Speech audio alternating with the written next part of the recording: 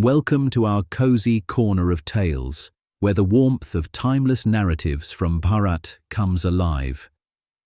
In the vibrant land of India, where ancient wisdom tales have been passed down through generations, a legendary figure is about to capture your heart.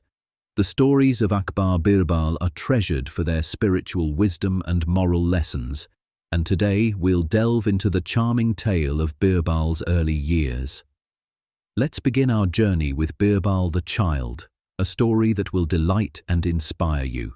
Birbal the Child. Emperor Akbar's favorite advisor, Birbal had two children, a 10-year-old daughter, Mrinalini, and an 8-year-old son named Meghasham. But he was fondly called as Monkey due to his pranks. Everyone felt he was like a little monkey in human form. To be honest, little Meghasham was a very active child.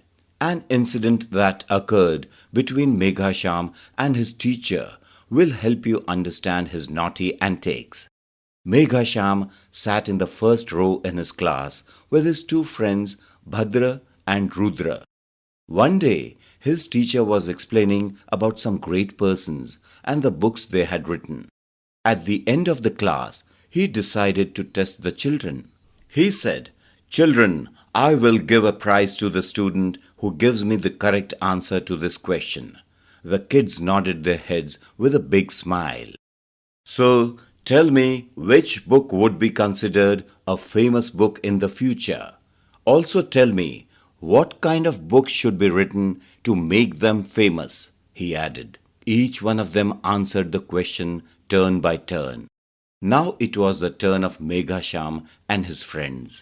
First, Bhadra answered, "Sir, the book I am going to write in future will become the most famous book." "Very good. So, what kind of book are you going to write?" asked the teacher with a smile. "Sir, the book will be about my thoughts on how to uphold my father's name. It will reflect his inspiring qualities." "A very nice thought," appreciated the teacher. "Tell me, how are you going to uphold your father's name?" "Definitely, I will write my father's name on my slate and put it above the entrance of our house," he replied proudly. "Idiot, I should have guessed your silly answer," said the teacher, irritated. He now turned to Rudra, who politely answered, "I too will write a book in future, and it will become famous for sure. I will write on the topic, how to uphold my mother's name." "Oh, then will you write your mother's name on your slate and place it at the entrance?" asked the teacher sarcastically. "No, sir, I will not do so because everyone cannot see the slate from a distance. I will tie the slate to the flagpole so that all can see it," answered Rudra. This answer irritated the teacher and he glared at Rudra. Then he turned to Meghasham and asked, "Sham, what is your answer?" He folded his hands politely and answered, "Sir, I don't think there is any need to specially write a book. It has already been written. It is being written now, and it will also be continued in future." The teacher was confused on hearing his answer. He asked Sham, "What is written in that book? Who is writing the book, and what is the book about?" "The daily accounts ledger, sir," replied Meghasham. Surprised, the teacher questioned, "How can daily accounts ledger be considered a great book?"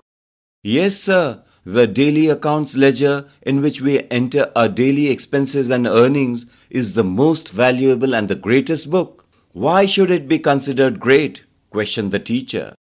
Meghasham replied, "Sir, my father Birbal said so. The ledger that shows savings at the end of the accounts is the greatest and most valuable book in the world." The teacher was stunned with this answer and remained silent.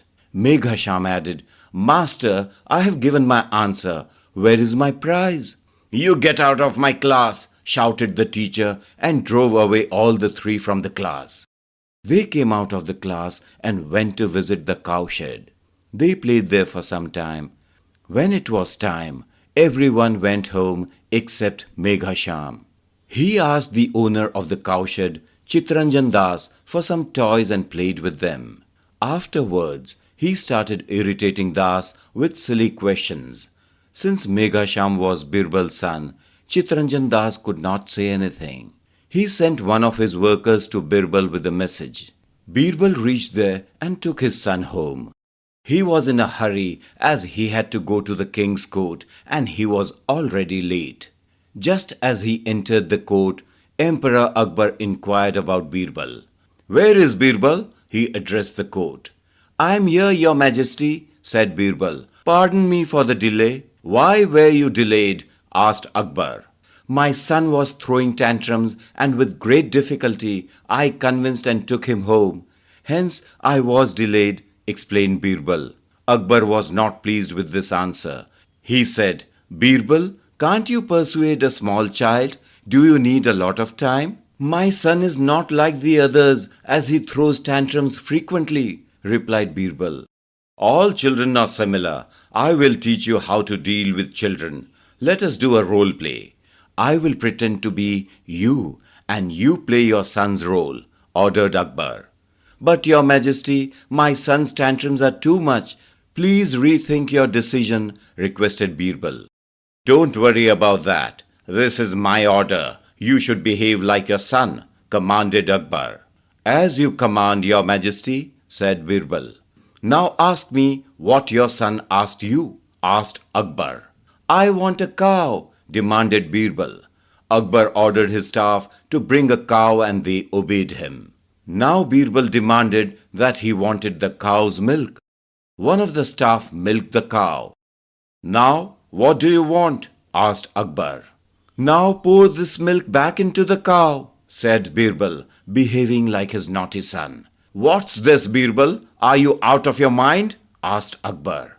Birbal went on behaving like his son and started throwing tantrums, just like his son had pestered Chittaranjan Das and demanded that the milk be poured back inside the cow. Akbar realized the truth that it was not easy to deal with all children in the same manner. Indeed, Birbal's son Meghasham was very naughty and then he adjourned the court for the day. That's why it is said that children's tantrums are beyond anyone's imagination. As we conclude the tale of Birbal the Child, we're reminded that wisdom and wit can be found in the youngest of minds, and it's essential to nurture and appreciate these qualities. You can explore more stories from the Akbar Birbal collection and cultures around the world by downloading the Storywaves app from Apple or Android app stores. A Storywaves subscription costs less than $1 a month, making it one of the most affordable ways to bring quality stories to your family. All new stories, including the most exciting content, are available on the Storywaves app, so be sure to check it out for exclusive tales from India and beyond. Don't forget to subscribe to our YouTube channel and follow Storywaves on Instagram, TikTok, and Spotify for updates on upcoming content. Thank you warmly for watching.